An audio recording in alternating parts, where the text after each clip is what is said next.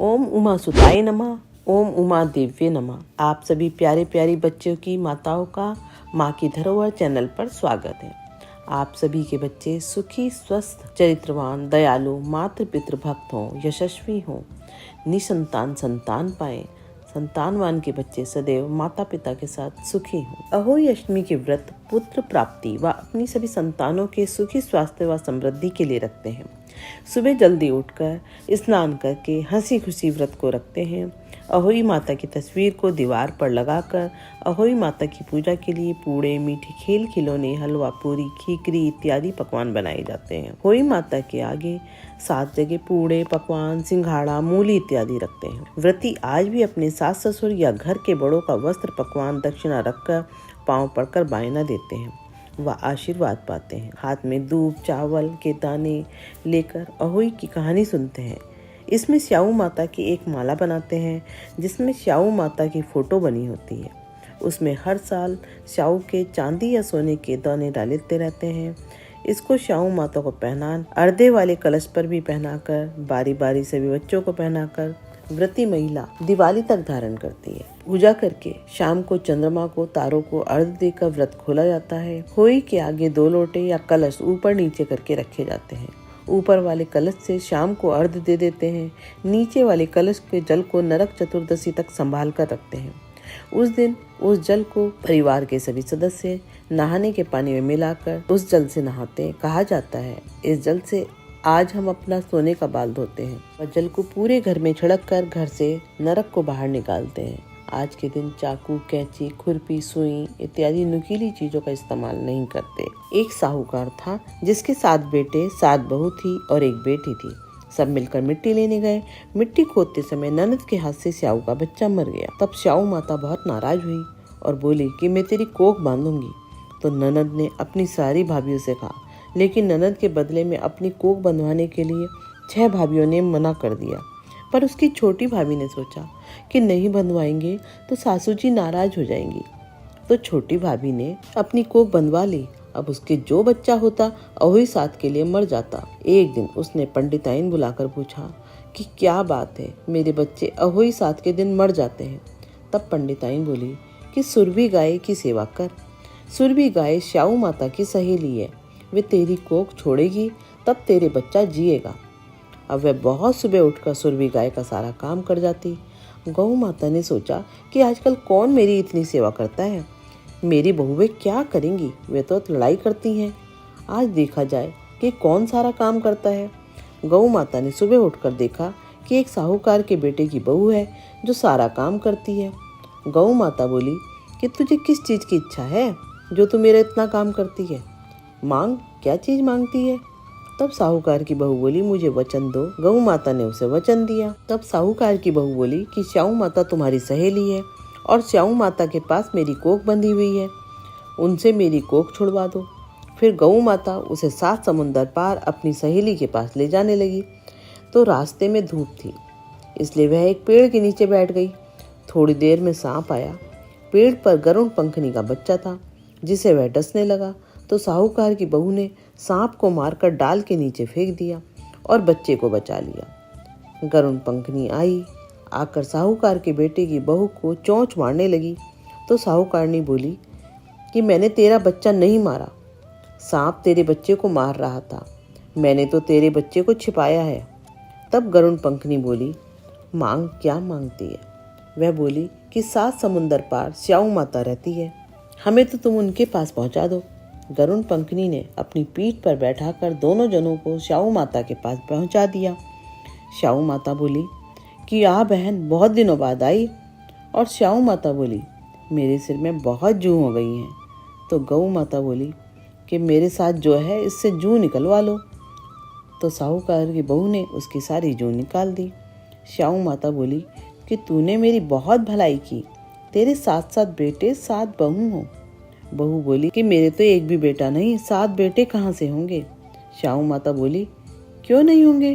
तब वह बोली कि मुझे वचन दो। तो स्याऊ माता बोली वचन, ये वचन, वचन उक्तो धोबी कुंड पर कंकरी हो। तब साहूकार की बहू बोली मेरी कोख तो तुम्हारे पास बंधी है। तब स्याऊ माता ने कहा कि तूने तो मुझे बहुत ठगा है, मैं तेरी कोख खोलती तो नहीं। लेकिन अब खोलनी पड़ेगी। जा, तेरे घर में तुझे 7 बेटे बहू मिलेंगे। तो 7 उजमन करियो, 7 अहोई माता, 7 मांडिया, 7 कढ़ाई कराइयो। वह घर गई, देखा कि वहाँ पर 7 बेटे बहू बैठे हैं। बहुत धन हो रहा है। उसने 7 अहोई मांडल, कोई दीवार पर, कोई मटके पर, कोई कहीं, 7 उजमन करे, 7 कढ़ाई करी। उधर सारी दौरानी जेठानी कहने लगी, अरे जल्दी जल्दी चौका पूजा कर लो, नहीं तो सब कोई रोने लग जाएंगे। थोड़ी देर में उन्होंने अपने बेटे से कहा कि देख कर आओ, आज छोटी रोई क्यों नहीं। वह देख आकर बोला कि चाची तो ओ ही मान रही है, खूब उजमन हो रहा है। फिर और जेठानी दौड़ा दौड़ी गई, देखे कि वह तो कोक छुड़ा आई। वह सब बोली कि तुमने तो कोक कैसे छुड़ाई। वह बोली कि मैंने तो कोक बंधा ही नहीं, लेकिन स्याऊ के बच्चे के मरने से कोक बंध गई। अब स्याऊ माता ने मुझ पर दया करके मेरी कोक खोल दी है। हे स्याऊ माता, जैसे साहूकार की बहू की कोक खोली, ऐसे ही हमारी भी खोलना, सबकी खोलना। कहते सुनते हुंकारा भरने वाले की, अपने सारे परिवार की कोक खोलना। बोलो अहोई माता की जय। अब मैं आपको चुटक विनायक जी की कहानी सुनाती हूँ। एक गरीब विधवा स्त्री श्री गणेश जी की अनन्य भक्त थी। उसके आगे पीछे देखभाल करने के लिए कोई नहीं था। वह रात दिन सुबह शाम गणेश जी की पूजा सेवा किया करती थी। उस स्त्री के पास एक छोटा सा जमीन का टुकड़ा था, वह भी बंजर था। वह उसी पर थोड़ा बहुत अन्न उगाकर अपना जीवन यापन करती थी। वर्षा न होने से और उस पर साधनों की कमी होने के कारण वह मेहनत तो बहुत ज़्यादा करती थी, अन्न बहुत कम होता था। एक दिन शाम को जब वो खेत पर से काम कर थक कर आई तो वह स्त्री बहुत निराश थी। वह गणेश जी से कहती है, हे विघ्नहर्ता, विघ्न हरो, मेरा शरीर दुर्बल हो रहा है, मैं ऐसे ज़्यादा दिन जीवित ना रह पाऊंगी। विघ्न हरो प्रभु, विघ्न हरो प्रभु, वरना मैं आपकी पूजा करना भी बंद कर दूंगी प्रभु। और थकी हारी रूखा सूखा खाकर सो जाती है। सुबह जब वो घर के काम करती होती है तभी घर के दरवाजे पर खट खट खट खट की आवाज़ आती है। एक गोलू मोलू बच्चा दरवाजे पर आवाज़ लगाता है, कहता है, माता मेरा नाम गणेश है, मुझे काम की आवश्यकता है, मुझे कोई काम दे दो, मैं आपके सारे काम कर दूंगा। तो वो महिला कहती है, ना भाई आगे जाओ, मेरे पास कोई काम नहीं है, ना उसको देने के लिए और ना ही मेहनताना, तुम कहीं और जाओ। तब बालक गणेश कहते हैं, मुझे मेहनताना नहीं चाहिए, मैं आपके सारे काम कर दूंगा, बस आप मुझे 2 समय की रोटी व घर में रहने की थोड़ी सी जगह दे दो। तब वो सोचती है, प्यारा सा हष्टपुष्ट बालक है, मेरे काम में आसानी हो जाएगी, 2 की जगह 4 रोटी बनाकर खा लेंगे, मेहनताना यह लेगा ही नहीं। वह उसको काम पर रख लेती है। अब बालक गणेश दौड़ दौड़ कर मैया मैया करके उस स्त्री का सारा काम कर देते हैं। उसको अब कुछ काम ही नहीं करने देते। उस स्त्री के घर में अन्न अब कम ही रहता है। वह चिंता करती है। तब बालक गणेश कहते हैं, मैया किस चिंता में बैठी है। तब मैया अपने खेत के बारे में बताती है और अपने बंजर कम उपजाऊ जमीन के बारे में भी बताती है।